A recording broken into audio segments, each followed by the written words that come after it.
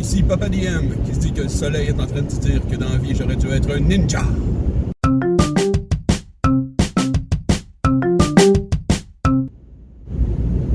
Hey, salut la gang de Roulette 2, ici Papa DM en direct de mon automobile. On va au garage, j'ai un rappel sur ma Mitsu.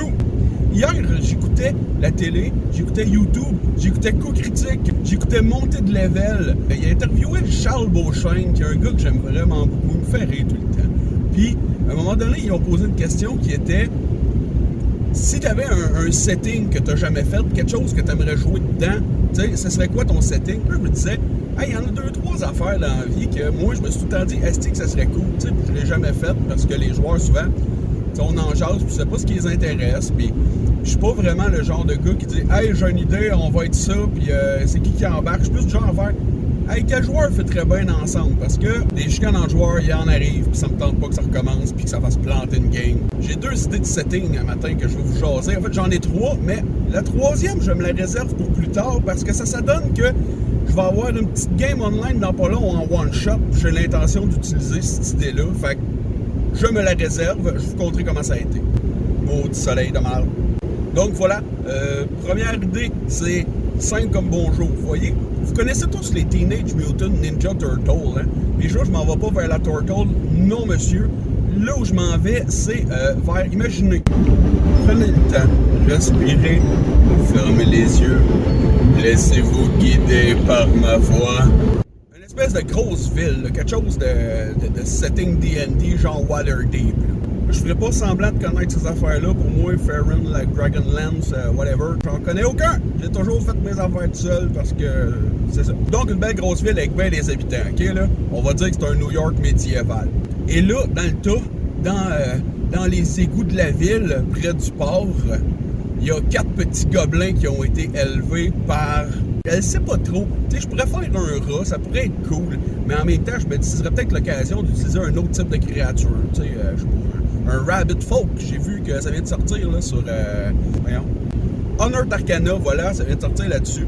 Fait qu'imaginez, voilà, 4 petits gobelins dans le sous-sol, on choisit des classes. Et là, on fait vraiment une campagne à la TMNT, mais tu sais, les vieux des années 80 en dessin animé, que chaque épisode se résume à « Oh mon Dieu, faut sauver April O'Neil. Teenage Mutant Ninja Goblin. » April O'Neil qui aurait son rôle à quelque part là-dedans aussi. Là, ce serait un PNJ.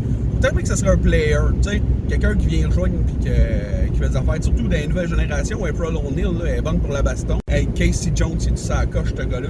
Moi, ça serait le genre d'affaire, je voudrais faire 4 petits gobelins avec des bandeaux, ok? Puis là, ben, ils vont comme défendre la ville contre peut-être le Xanator. Parce que j'ai beau pas connaître ça, j'ai quand même lu le livre.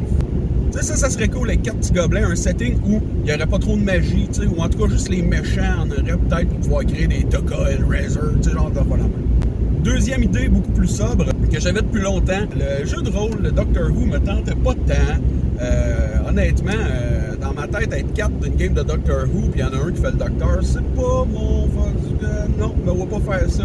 Alors ça, les joueurs se battent, ça va être qui le Docteur. Ça fait longtemps que je me dis que ce serait le fun de faire une petite game où les joueurs sont engagés un peu à la...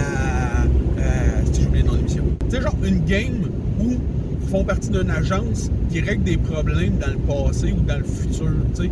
Puis là, ben, puis là, les agents sont envoyés, exemple, avril 1912. Le Titanic a coulé. Pourquoi? Il y avait une momie en bas dans un sarcophage. La momie était maudite.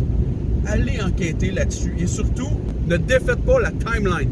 La timeline, c'est quelque chose de très important. Il faut faire attention. Donc, on garde ça en tête. Là, ce qui est cool, c'est que tu peux vraiment trouver le plan du Titanic. Tu peux vraiment trouver du monde qui était dessus. Tu peux t'inspirer du film. Tu mets Jack P. Rose à quelque part, là, d'un petit char dans le sous-sol. Je ne sais pas. Puis après ça, les joueurs, ils reviennent. Puis là, ils leur disent d'autres choses. Genre, en ce moment, il y a un tueur en série qui court partout. Il y a le même modus operandi que Jack l'Éventreur. Fait que là, on va vous renvoyer dans le vieil Londres, en tout cas dans Londres d'époque. On va le garder.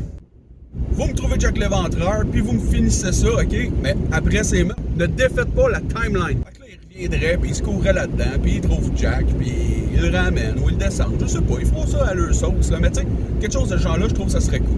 Pour cette idée-là, je pense que le meilleur jeu, la meilleure adaptation de jeu, la meilleure mécanique serait probablement, de ce que j'ai lu jusqu'à présent, Call of Cthulhu. J'ai lu un peu la 7e.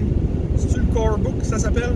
J'ai lu un peu la 7e, puis je trouvais que ça va l'air cool. J'ai même fait un personnage. Je n'ai jamais décollé, puis j'ai eu une pandémie ou quelque chose de genre. Voilà, c'est tout. C'était mon inspiration du jour.